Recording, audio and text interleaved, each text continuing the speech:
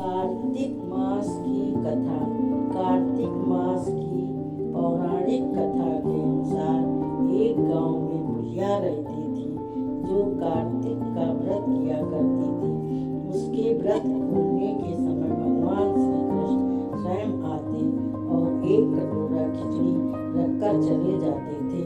उस बुढ़िया के पड़ोस में एक औरत यह देखकर जलती थी कि इसका कोई नहीं है, फिर भी इसे खाने के लिए खिचड़ी मिल जाती है। एक दिन वह बुढ़िया कार्तिक महीने का स्नान करने गंगा गई और उसके पीछे से भगवान कृष्ण खिचड़ी रख गए। जब पड़ोसन ने देखा कि अभी बुढ़िया घर पर नहीं है तो वह कटोरे की खीर उठाकर बाहर फेंक आई।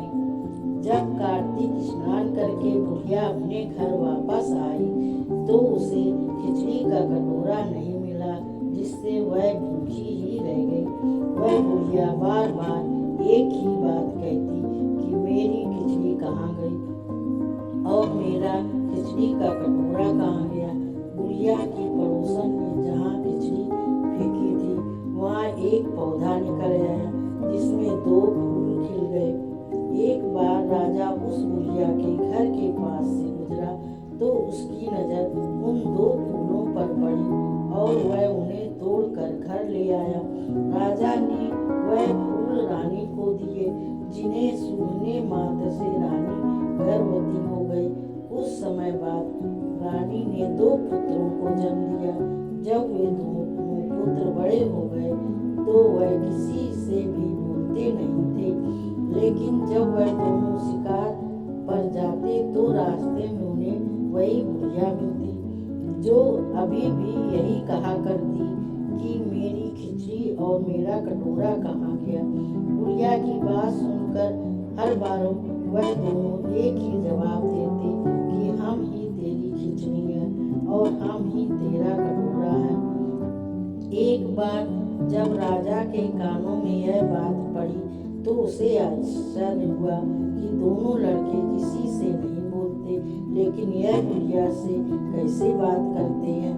तब राजा ने बुढ़िया को राजमहल बुलाया और कहा कि हमारे दोनों पुत्र किसी से बात नहीं करते, लेकिन ये तुमसे कैसे बोलते हैं। तब बुढ़िया ने कहा कि महाराज, मुझे नहीं पता कि ये कैसे मुझसे बोलते हैं। मैं तो सिर्फ कार्तिक मास का व्रत किया करती थी और भगवान कृष्ण मुझे खिचड़ी का कटोरा भरकर दे जाते थे, लेकिन जब मैं कार्तिक स्नान करके घर वापस आई तो मुझे ना तो वहाँ खिचड़ी मिली और ना ही कटोरा। तब मैं कहने लगी कि कहाँ गई मेरी खिचड़ी और कहाँ गया मेरा कटोरा। तब इन दोनों लड़कों ने मेरी बात सुनी तो ये कहने लगे कि तुम्हारी पड़ोसन ने तुम्हारी खिचड़ी फेंक दी थी तो उसके 2 फूल बन गए थे और यह फूल राजा तोड़ कर ले गया और रानी ने सूंघा तो हम 2 लड़कों का जन्म हुआ। हमें भगवान कृष्ण ने ही तुम्हारे लिए भेजा है। यह सारी बात सुनकर राजा ने बुढ़िया को महल में ही रहने का आदेश दिया।